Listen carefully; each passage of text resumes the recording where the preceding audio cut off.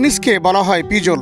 একটা সময় নদী খালে ফেলে দেওয়া হতো এই উচ্ছিষ্ট, যা পরিবেশও দূষণ করত।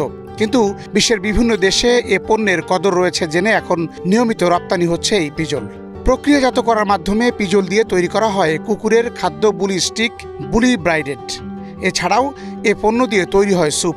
ঢাকা, চট্টগ্রাম সহ দেশের বিভিন্ন এলাকার রপ্তানিকারকেরা গরুর ওসামাম ও নারী ভুঁড়ি ও পিজল রপ্তানি করে থাকেন।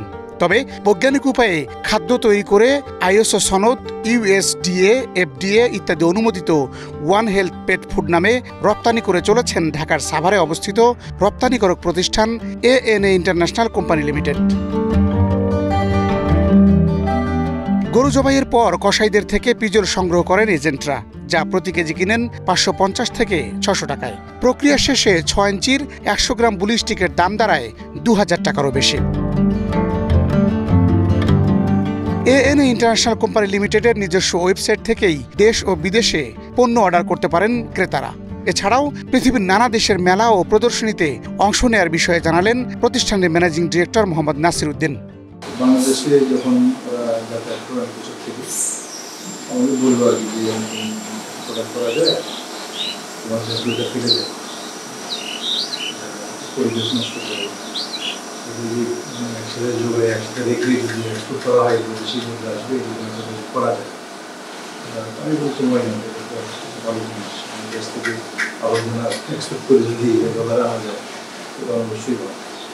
সেই হিসাবে আর কি এটা শুরু। 1994 সাল থেকে লেদারে ব্যবসা করছেন নাসির উদ্দিন। আর 2 বছর ধরে শুরু করা পিজলের ব্যবসা নিয়েও রয়েছে বিস্তর অভিজ্ঞতা। আমাদের বাংলাদেশে শহরে যারা এক্সপোর্ট করে এই পিজেল আর আপনার উমাসাম, এটা একেবারে মিনিমাম 5 বিলিয়ন একটা ইউজ ডলার মার্কেটে যেটা এক্সপোর্ট হয়। এই ক্ষেত্রে আপনাদের কোনো অ্যাসোসিয়েশন আছে যারা এক্সপোর্ট করে? আছে অবশ্যই। ওনাদের থেকে কোনো উদ্যোগ নিয়েছেন সরকার? আসলে এই মানে এটা যেহেতু মানে কি বলবো, এটা হয়তো অনেকে মনে করে নিচু কাজ, যেহেতু এটা বর্জ্য নিয়ে কাজ করে, এখানে শিক্ষিত হওয়ার ওরকম বিষয় নাই। এখন অনেক শিক্ষিত যারা এই ট্রেডে আসতেছে, এনারা হয়তো মানে এটা ভবিষ্যতে হতে করবে, কারণ আগে যারা আছেন এরা হয়তো এত বেশি এটা নিয়ে কাজ করতে চায় না।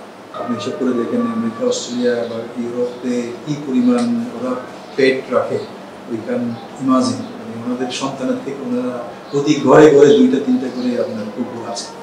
তো এই জন্য তারা কিন্তু এটার প্রতি অনেক কেয়ারিং, এবং আপনি price even they can pay $30 for kilo. You can imagine $30 যদি ওনারা পে করতে পারে 1 কিলোর জন্য, তাহলে তারা কি পরিমাণে এটাকে ভালোবাসে।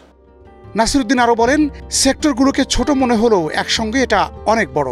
বাংলাদেশকে গরিব দেশ মনে করা হলেও ভিন্নভাবে চিন্তা করলে এই দেশে অনেক সম্পদ লুকিয়ে আছে বলেও মনে করেন নাসির উদ্দিন। আমাদের ওয়ার্ল্ড ওয়াইড এটা একটা বিশাল মার্কেট আছে, আমাদের এটা অর্গানাইজ হইতে যদি আমরা আগাই তাহলে আমরা বেশি ভালো। বাতেন বিপ্লব, এশিয়ান টেলিভিশন, ঢাকা।